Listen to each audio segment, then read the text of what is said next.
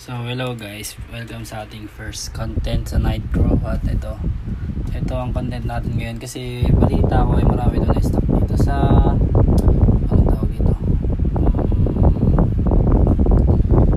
yan, The Night of the Dead chapter 19:3. So marami na stock dyan. So ang una natin gagawin guys, make sure na marami tayong potion guys. Yan, so wag nyo siyang pupunuin guys. Laging yan, pipindutin nyo lang tong 70%. Wag tong 95% kasi yun nga, no auto regen siya. So 70% lang lagi. So 2.4 siya. So yun. Tapos make sure din na yung skill nyo okay din. Bumili kasi ako ng skill eh. Yan. Bibili kayo ng skill. Binili ko lahat yan guys, as in yung maliban doon sa mga 7 digits. Hindi dyan mali. Doon sa kabila. Sa kabila yun guys. So hindi po pwede yan. Doon tayo sa kabila. Yan, pinakyaw ko yan guys. So nakailang take din ako, siguro mga 2 take bago ko nalaman kung ano yung goods na strategy at yung mga dapat nyong gawin para matapos tong mission na to. So fast forward na tayo guys. Basta binili ko lang lahat ng skill doon kasi hindi ko na masyadong nasama dito sa video.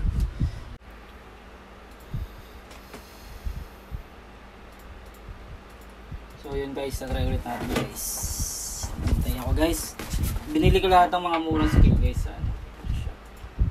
So hindi pa pala ako nakakainom ng mga kailangan inumin. Yan. This one.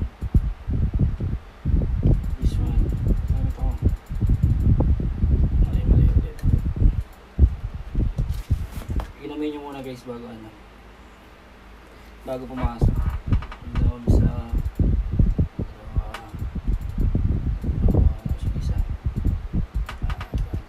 game nagpanga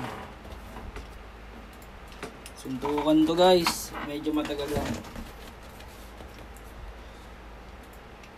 konting upgrade lang tayo. Kaya medyo kaya na kasi bumili ako ng bagong skill.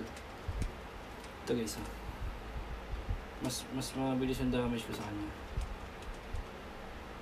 Kaso nagmi-miss pa rin ako. Grabe ka naman tol. Ganun pa rin guys.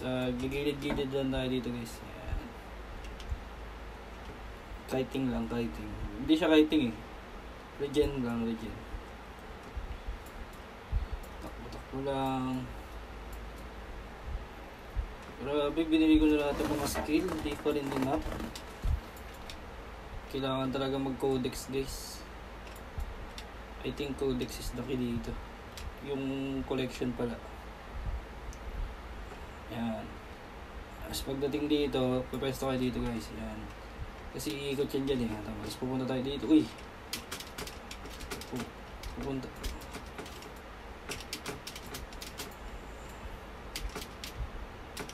Wala na stop. Pupunta. Iikot yan guys eh.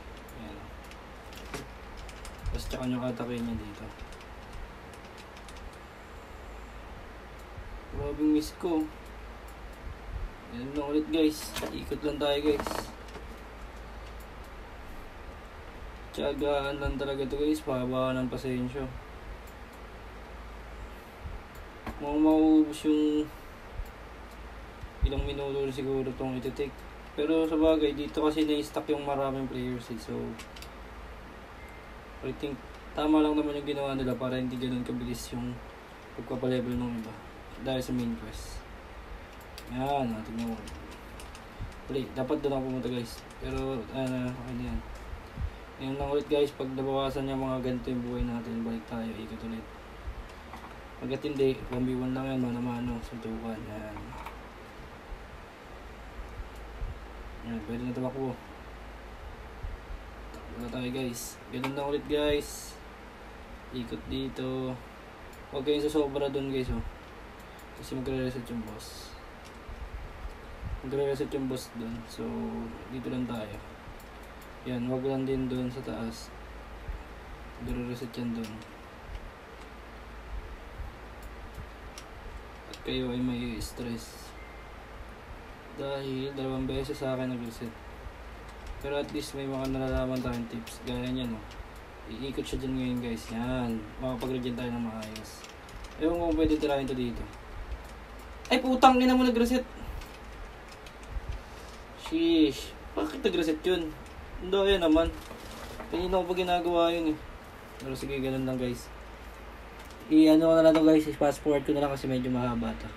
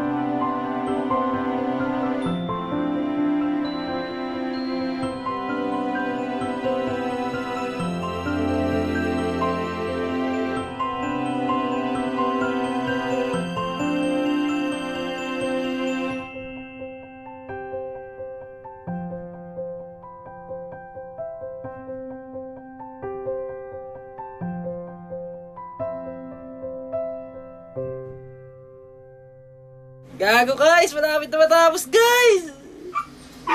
Takbo to guys. Takbo na guys. Konti na lang guys. 300. Ang gigigiling ng mic ko. Harapin ko na siya. Boom! Mission clear guys. Tignan natin guys kung ilang minutes yung inabot. Saan nakikita? 38 minutes oh. So yun lang guys ang tips natin ngayon guys. So sana hirap pala makalagpas dyan. Hirap talaga, dami daw na stock dito eh. Sana natulungan kayo ng video na to.